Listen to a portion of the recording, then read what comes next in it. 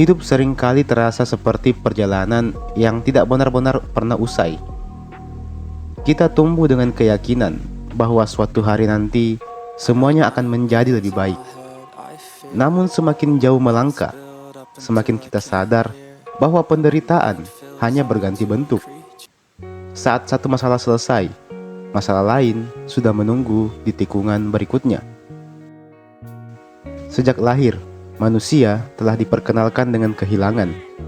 Kita kehilangan kenyamanan dalam rahim, kehilangan masa kanak-kanak, kehilangan orang-orang yang kita cintai, bahkan perlahan kehilangan versi diri kita yang dulu. Barangkali hidup bukan tentang menemukan kebahagiaan, melainkan tentang belajar menerima kenyataan bahwa kehilangan adalah bahasa pertama yang diajarkan semesta. Sebuah aliran filsafat bernama nihilisme memandang bahwa hidup tidak memiliki makna yang melekat.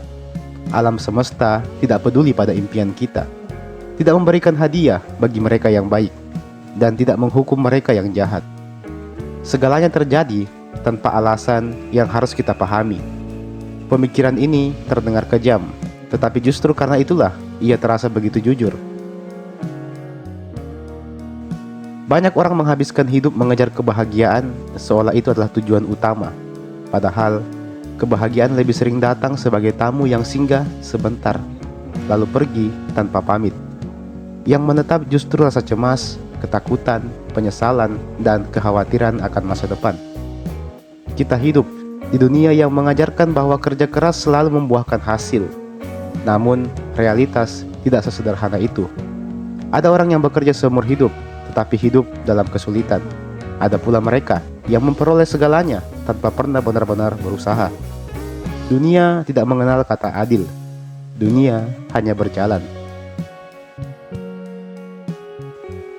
Dalam bukunya Everything is Fucked Up, Mark Manson menjelaskan bahwa masalah terbesar manusia modern bukan lagi sekedar rasa sakit, melainkan harapan yang terus-menerus bertabrakan dengan kenyataan.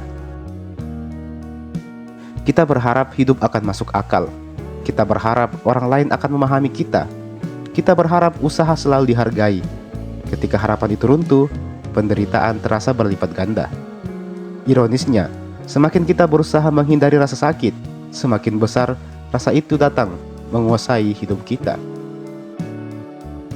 Kita membeli hiburan untuk melupakan sepi, mencari validasi agar merasa berarti, dan terus berlari demi masa depan yang belum tentu pernah datang. Mungkin penderitaan bukanlah tamu yang harus diusir. Mungkin ia adalah penghuni tetap yang sudah membayar sewa sejak kita lahir. Kita hanya terlambat menyadarinya. Friedrich Nietzsche pernah mengatakan bahwa siapa yang memiliki alasan untuk hidup mampu menanggung hampir semua penderitaan. Namun bagaimana jika alasan itu sendiri perlahan menghilang? Bagaimana jika semua tujuan yang kita bangun ternyata hanyalah cerita yang kita ciptakan agar hidup terasa lebih mudah dijalani? Albert Camus menggambarkan manusia seperti Sisyphus yang terus mendorong batu ke puncak gunung hanya untuk melihatnya menggelinding kembali ke bawah. Besok batu itu harus didorong lagi, dan lusa, dan seterusnya. Rutinitas manusia modern tidak jauh berbeda. Bangun, bekerja, lelah, tidur, lalu mengulang semuanya hingga tubuh tak lagi sanggup. Di tengah siklus itu, kita mulai bertanya, untuk apa semua ini? Pertanyaan sederhana yang justru menjadi salah satu pertanyaan paling menakutkan dalam sejarah manusia. Jawaban yang paling jujur mungkin adalah tidak ada yang benar-benar tahu. Manusia menciptakan agama, ideologi, negara, uang, bahkan status sosial sebagai cara untuk mengusir kehampaan. Kita memberi nama pada sesuatu agar merasa memiliki kendali. Padahal pada akhirnya semua nama itu akan hilang bersama waktu. Waktu adalah algojo yang paling sabar. Ia tidak terburu-buru. Ia hanya terus berjalan sambil perlahan mengambil segalanya. Kecantikan memudar, tubuh melemah, ingatan mengabur, dan akhirnya nama kita pun hanya menjadi tulisan di atas batu nisan.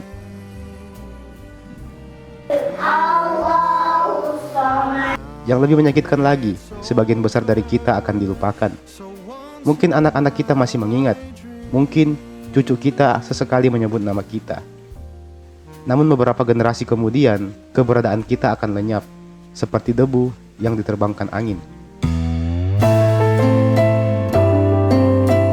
Kesadaran inilah yang seringkali melahirkan rasa hampa. Jika semuanya akan berakhir, maka mengapa kita harus bersusah payah? Jika semua akan hilang, mengapa kita harus mencintai? Jika kematian menunggu semua orang, mengapa kita harus memulai apapun? Nihilisme tidak selalu memberikan jawaban. Ia lebih sering memberikan cerminan. Dan cermin itu menunjukkan bahwa banyak hal yang selama ini kita anggap penting, ternyata hanyalah kesepakatan bersama. Namun justru di titik paling gelap itulah muncul kemungkinan yang menarik. Jika hidup memang tidak ada maknanya, maka tidak ada aturan yang mengatakan bahwa kita dilarang untuk menciptakan makna sendiri. Mark Manson menulis bahwa harapan bukan sekadar percaya bahwa semuanya akan baik-baik saja.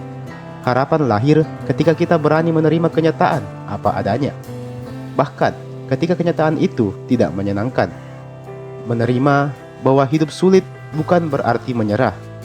Itu berarti berhenti bertengkar dengan sesuatu yang memang tidak bisa diubah. Mungkin penderitaan bukanlah lawan.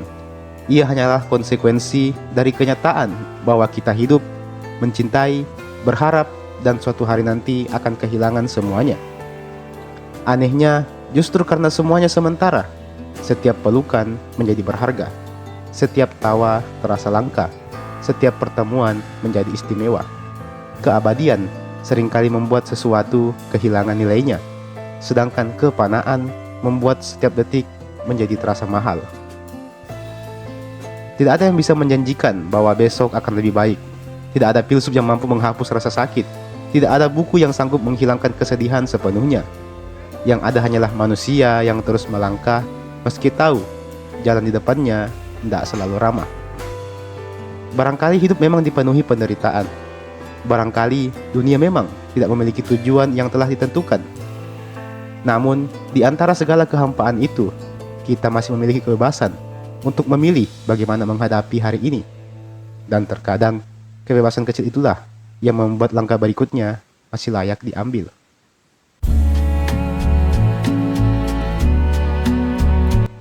Pada akhirnya, mungkin kita tidak benar-benar pernah mengalahkan penderitaan. Kita hanya belajar berjalan berdampingan dengannya. Bukan karena hidup akhirnya menjadi mudah, melainkan karena kita menyadari bahwa bahkan di dunia yang tampak acuh ini, manusia masih mampu menciptakan secercah makna sekecil apapun itu.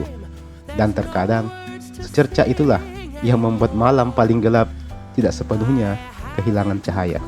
Why you went away?